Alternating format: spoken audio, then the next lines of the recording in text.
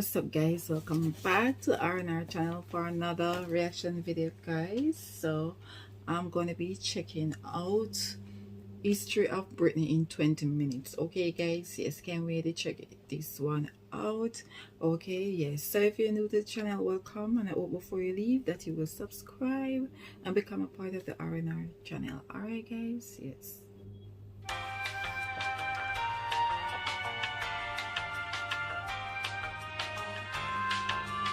The United Kingdom is a nation located in the British Isles, made up of England, Scotland, Wales and Northern Ireland. Thousands of years ago, the Isles were inhabited by long-forgotten pre-Celtic people, known as the Beaker culture, named for their distinctive pottery beakers. Little is known of them, but it has been suggested that these people laid the foundations for the mysterious Stonehenge, a series of heavy standing stones which were transported from 150 miles away and arranged to form a calendar, marking the days of the summer and winter solstice. Over time, waves of Celtic-speaking people arrived from the European continent, who soon came to form the Brittonic, Gaelic and Pictish people. These people were not a unified people, but were rather many tribes who shared a similar pagan religion, language and culture.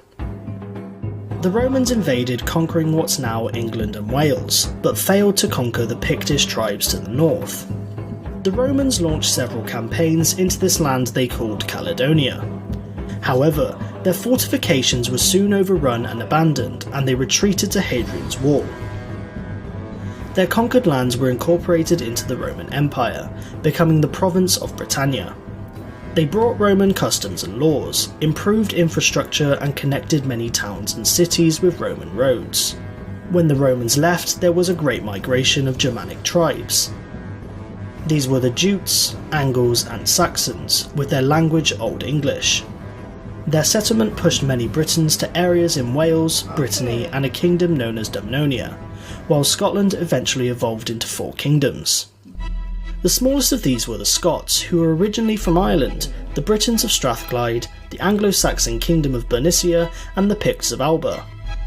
For unknown reasons, the Jutes disappeared from history, but the Angles and Saxons eventually formed 7 kingdoms.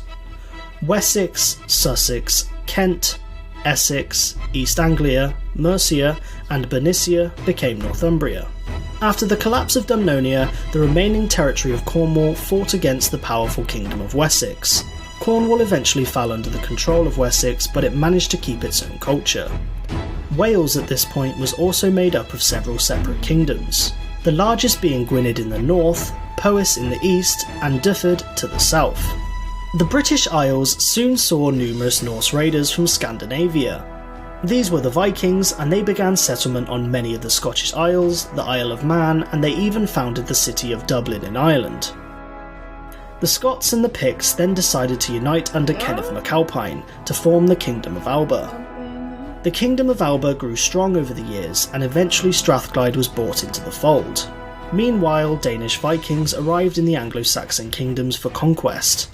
After fighting the King of Wessex, Alfred the Great, the Danelaw was formed, a land where the laws of the Danes held influence over the Anglo-Saxons, controlling the region and its affairs.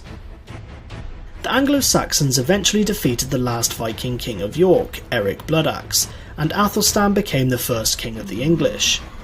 Although, the newly formed Kingdom of Denmark would conquer England and even found a short-lived Danish dynasty under Canute. The Norsemen had a dramatic impact on the Isles, so it's no wonder some words in the English language have Norse origin. After defeating formidable sea raiders from Ireland, the Western Isles, Scandinavia and Anglo-Saxon forces from Mercia, Griffith ap Llewellyn subdued his rivals in southwest Wales. Llewellyn became the only Welsh king ever to rule over the entire territory of Wales. He was defeated by the English Earl Harold Godwinson and killed by his own men, leading to the Welsh kingdoms splitting apart once more. At the death of Edward the Confessor, there was a succession dispute between 4 claimants. Harold Godwinson was elected as king, and managed to defend England from an invasion by the Norwegian king Harald Hardrada. However, Harold had to march his armies south to defend against Duke William of Normandy, who had crossed the English Channel. According to tradition, at the Battle of Hastings, Harold was killed by an arrow to the eye, and the Norman invaders were victorious. The new King William defeated a number of rebellions. He was killed with an arrow to the eye. That's what he said. Oh, wow. Oh, this is sure is interesting to see the different sides of England, like how it was actually divided into different parts and who take over which side and why this side is called that. It's very interesting to do. Built a new design of castles called moat and baileys and introduced a number of reforms, like trial by combat and the Domesday Book. The Norman dynasty invaded into South Wales and parts of Ireland, creating the Lordship of Ireland. At court, nobles spoke and conducted sessions in the Anglo-Norman language, which endured for centuries and left an incredible mark in development of modern English. After a brief civil war, Henry II would marry Eleanor of Aquitaine, establishing the Angevin Empire, beginning a long rivalry against France. Richard the Lionheart defended much of this territory and also became a central Christian commander during the Third Crusade, achieving considerable victories against his Muslim counterpart, Saladin. Under King John, heavy taxes were imposed on his barons in order to pay for his expensive foreign wars. The barons rebelled and forced John to sign the Magna Carta, a charter that established the principle that everyone was subject to the law, even the king, guaranteeing the rights of individuals, the right to justice, and the right to a fair trial. Most of North Wales remained independently ruled by several Welsh princes until 1216, when Llewellyn the Great became the ruler of the Principality of Wales. This would be the case until Edward I, who conquered Wales in 1284, effectively becoming part of England. At the death of King Alexander III, Scotland was left with 14 rivals for succession. To prevent civil war, the Scottish magnates asked Edward I of England to elect a claimant. John Balliol was elected king, but was constantly undermined by Edward, who opposed Scottish independence. Edward decided to launch several campaigns to conquer Scotland and depose King John, to which he acquired the nickname Hammer of the Scots. Under a brave Scottish knight William Wallace, the Scots mounted resistance against the English, defeating them at the Battle of Stirling Bridge. Edward marched north in person and defeated Wallace in battle, but Wallace managed to escape. He was later captured and executed, but his efforts allowed Robert the Bruce to rise up and defeat the English, securing Scottish independence. When the King of France died without an heir, Edward III was technically eligible to the crown, through his mother. The French court denied his claim and instead installed Philip of Valois. Edward paid homage to Philip as he owned the lands of Gascony and was essentially a vassal to the King of France. Due to disagreements, Edward reasserted his claim to the throne and invaded France, beginning the 100 Years' War. The English achieved notable victories at the Battle of Crécy, Poitiers and Agincourt thanks to the technical superiority of the longbow, but was unable to conquer the French with the appearance of Joan of Arc, who lifted the French spirit and turned the tide of the war. Upon the death of Edward III, an entire generation was skipped in the line of succession, which prompted bitter rivalry between several claimants. Most notably were the houses of York and Lancaster. Tensions were high until a bloody age of warfare erupted between these two factions in the Wars of the Roses. It's so in-depth and complicated this period will likely become a video of its own. The wars ended with the arrival of the Tudor dynasty, Henry VIII wanting a divorce split with the church creating his own Church of England. This ultimately led to a series of religious differences between future English monarchs. In between his 6 wives and naval adventures, Henry gave Wales representation in Parliament and created the Kingdom of Ireland, but realistically he only... So he had 6 wives? Oh, wow. So I guess at that time you could have more than 1 wife then, right? Not like now, where you can have 1 wife. But no, some countries still can have more than 1 wife. What am I saying? Yeah, some countries still can have more than 1 wife. So wow, he has 6 wives. He controlled an area known as the Pale. In addition, Henry's paranoia and suspicion amounted to tens of thousands of executions, including his friends and wives. During the 16th century, the largest and most powerful empire was Spain, under King Philip II. England, under Elizabeth I, were helping Dutch rebels reject Spanish rule, and many English privateers were also intercepting Spanish silver on its journey back from the New World. This angered the Spanish king, and the final straw came when Elizabeth had Mary, Queen of Scots, executed, because she did not want Scotland falling under Catholicism. The Spanish Armada, consisting of 130 ships, was deployed to invade England. At the Battle of Gravelines, an English victory forced the Spanish fleet to sail around the British Isles before storms in the north of Scotland destroyed the remaining ships. In retaliation, the English, led by Sir Francis Drake, amassed their own armada to invade Spain, but this too became a failed endeavour. Born in this period, William Shakespeare became a renowned poet, playwright and actor, who contributed significantly to English literature. When Queen Elizabeth of England died without an heir, her closest male relative was James VI of Scotland. James was elected as King of England and Scotland in a personal union, although the countries remained separate political entities. As the first monarch to rule the entire island of Great Britain, several assassination attempts were made by Catholic conspirators. One such assassination attempt was the gunpowder plot by Guy Fawkes, who tried to blow up Parliament.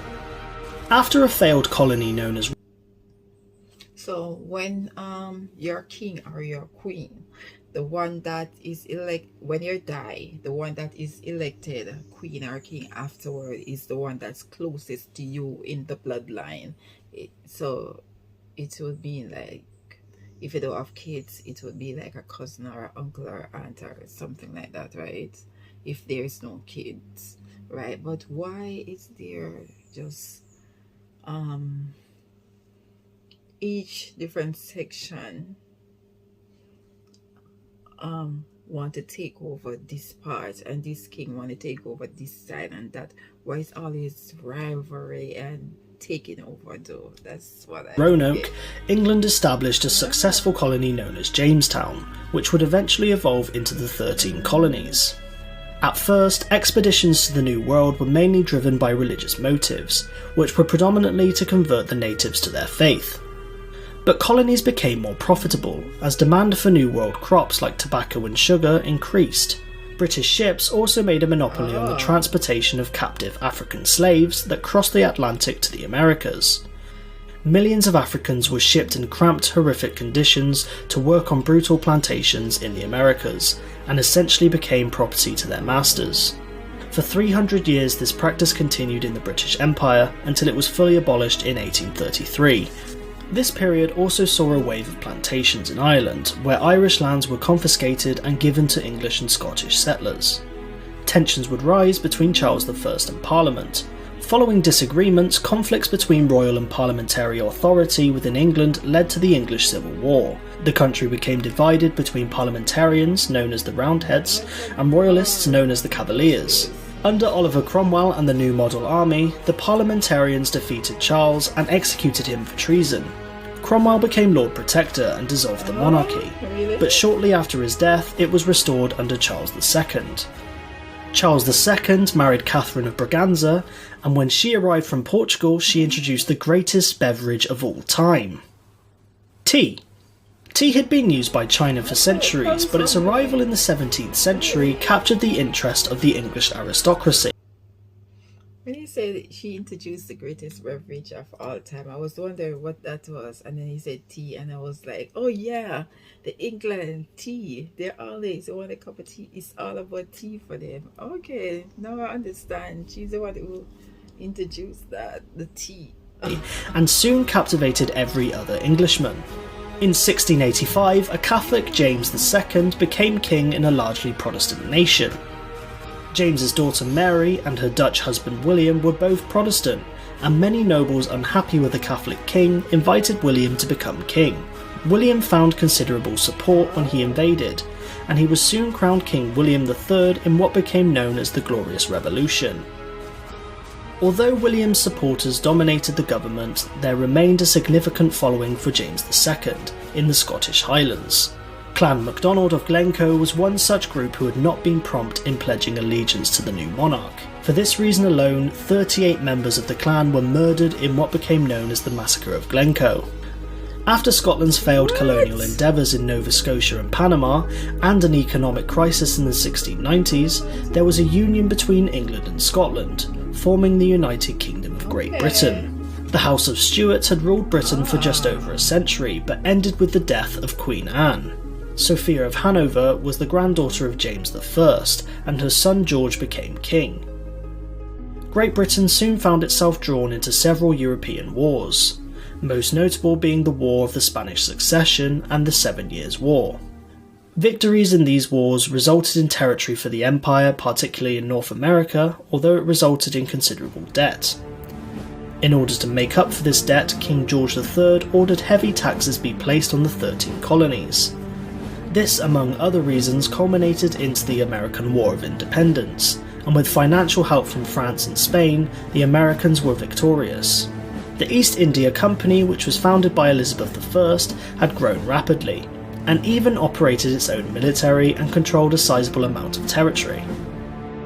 The company had set up fortified warehouses where they traded with many India rulers, acquiring important luxuries like textiles and spices. One of the most important cities of all was Bengal, as it had a large taxable population. The governor of Bengal, Robert Clive, ordered that the population grow opium to export to China, instead of growing food, as it proved to be a great source of income. However, when a famine struck, it resulted in the deaths of millions of people. Meanwhile, Captain James Cook arrived at New Zealand and the southeast coast of Australia, although he wasn't the first to discover the area because of past Portuguese and Dutch explorers. However, unlike the Dutch and Portuguese, Britain claimed it as their new penal colony, known as New South Wales, with the first convicts arriving in 1778. A new threat had emerged from France, French Emperor Napoleon Bonaparte.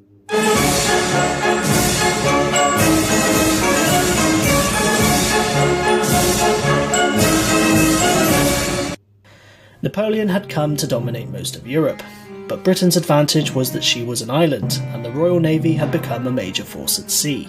Invasion of Britain was near impossible, and in a series of coalitions Napoleon was defeated. By the end of the Napoleonic Wars, Britain was growing rapidly into a superpower based on their supremacy of naval engineering. Furthermore, in Ireland the Great Famine struck, a disease killing potato plants. Ireland, which had merged with Britain, relied heavily on this crop for food, but the British government forced Ireland to export what little food they had to other areas. Without any aid or food, Ireland's population plummeted by half due to starvation and emigration to countries like the United States. Things weren't looking so great in India either, as India was rebelling against company rule. The East India Company had employed many Indian soldiers known as sepoys, who were under the command of British soldiers. These sepoys grew increasingly unhappy, and a revolt soon occurred, yet it quickly failed due to a lack of unity between Indians. After the rebellion, the British government took direct control, with Queen Victoria being declared Empress of India. During the 19th century, the world was forever changed by the Industrial Revolution. Society was transformed by technological advances and increasing mechanisation, and would launch Britain to global dominance.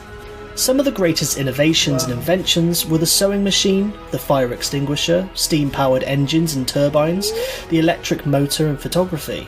The telegraph was also a major invention, as a message could now be sent from Britain to India in a matter of hours. The establishment of railways and trains also transformed transport forever. Instead of travelling days by horse and carriage, it now only took a matter of hours by train. Engineering and communication advances not only united the empire, they triggered a manufacturing boom like no other. People flocked from rural areas to city centres for jobs. Productivity reached an all-time high, but the consequences of mass migration resulted in extremely cramped and polluted cities. However, with these problems that were generated, it resulted in an improved sewage system.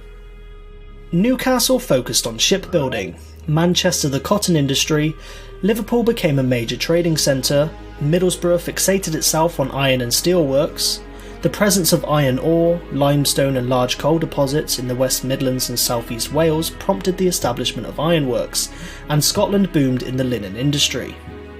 The Victorian era also saw a major change in society, as families from the poorest backgrounds gained access to education. although it was much stricter than today's standards. The 1860s also saw the rise of the greatest food combination ever: fish and chips. Towards the end of the 19th century, European powers came together at the Berlin Conference to divide Africa between them. A group in South Africa known as the Boers, who were originally Dutch settlers, proved difficult for the British. I'm not gonna lie, I'm totally blown away by this documentary. I'm not gonna lie, to hear it all certain invention come along and all different parts of the British colony, that's what they call it, right? Yeah, how they develop and which king or queen take over at that time of the year. Okay guys, like, it's totally mind-blowing listening to it. The Boers lived in two nations, the Free Orange State and the Republic of Transvaal, and both resisted British rule using guerrilla warfare. To counter this, the British placed many women and children in their tens of thousands into concentration camps, where many died from starvation and disease. Britain became a major player in the First World War, and many men proudly volunteered to serve and protect their country. The Great War, as it was called, saw the use of new technology, such as dreadnoughts, warplanes, artillery, machine guns, grenades, chemical weapons, bolt-action rifles, and the first use of the tank. Many faced horrific conditions in the trenches and witnessed gruesome battles. Millions died, and many returned home shell-shocked by what they had seen. The Empire reached its territorial height in 1921 after gaining territory from Germany and the crumbling Ottoman Empire. The Empire now ruled over 400 million people and controlled 1/4 of the world's landmass. But the reality was, Britain could no longer afford to build bases or ships to defend its empire as it had before 1914. Ireland finally managed to break away from British rule and formed the Irish Free State, and shortly after became a republic. The Second World War was more brutal and horrific than the First. Most of Europe had fallen under German occupation, and under Prime Minister Winston Churchill, Britain stood strong during the Battle of Britain and the Blitz. Britain were extremely successful at intercepting and decoding enemy communications, with the likes of Alan Turing, who cracked the German Enigma code. The war ended with an Allied victory, but many nations within the Empire felt a desire for independence, and it was clear the Empire was about to break. India was one such nation who were ready to declare their independence. Mohandas Gandhi practiced a non-violent approach, and this proved successful, as shortly after India gained independence. The Commonwealth of Nations was formed to improve relations and economic ties with former colonies. This still remains today, with 53 members united by language, history, culture, and shared values of democracy. The British Empire officially ended with Hong Kong, Britain's last colony, being handed over to China in 1997. The Empire committed many atrocities on many different people, imposing their culture and civilization while often wiping out native ones. On the other hand, this brought about globalization and the uniting of the modern world. And without such innovations and industrialization, the world might have been a very different place. The United Kingdom suffered a small economic recession in 2008, but has since recovered. It is a multicultural society, with each region retaining a presence of its history and culture. If you ever visit, look out for the Welsh cake, the haggis, the whiskey, the Chelsea bun, the parmo, the Cumberland sausage, the Yorkshire pudding, or the Cornish pasty. The UK remains a member of NATO, United Nations and the World Trade Organization, and uses the pound currency. In 2016, a referendum resulted in 51.9% of voters in favour to leave the European Union, although the countries within the United Kingdom became divided on the matter, leading to the many questions of its future unity. Thank you for watching. Wow, I'm not gonna lie. Not gonna lie, this was really interesting to hear and to listen to, like, the different time from the 1800, the 1700s, like those different times and the takeover of the different parts of England and different colonies, like and the wars. Like there was a lot of war though, not gonna lie. It's very interesting. It's not like we don't learn stuff about England in Jamaica. We do, but never hear it like this before. And it touched on different basic and different topic that we do not know or we do not learn. Okay, guys, yes, and it's very interesting to hear and to listen to learn. Like I always say, never too young and never too old to learn. All right, guys, and it's very interesting when the different foods come into play and the different machines come into play and who invented what. And I didn't know that England was so involved with the Indians. Yeah, I didn't know. Okay, guys, yes, but I should have, because there was a part in school where we were learning about something similar to that, but brain freeze. All right, but I'm not gonna lie, it's very interesting, guys, and the different kings and queens and the rulers that take over. It's a lot of killing. It's a lot of killing and a lot of takeover, I should say. All right, well, England was so involved in so many things. I'm surprised. All right, guys, yes, so I'll catch you in another one. Okay, bye.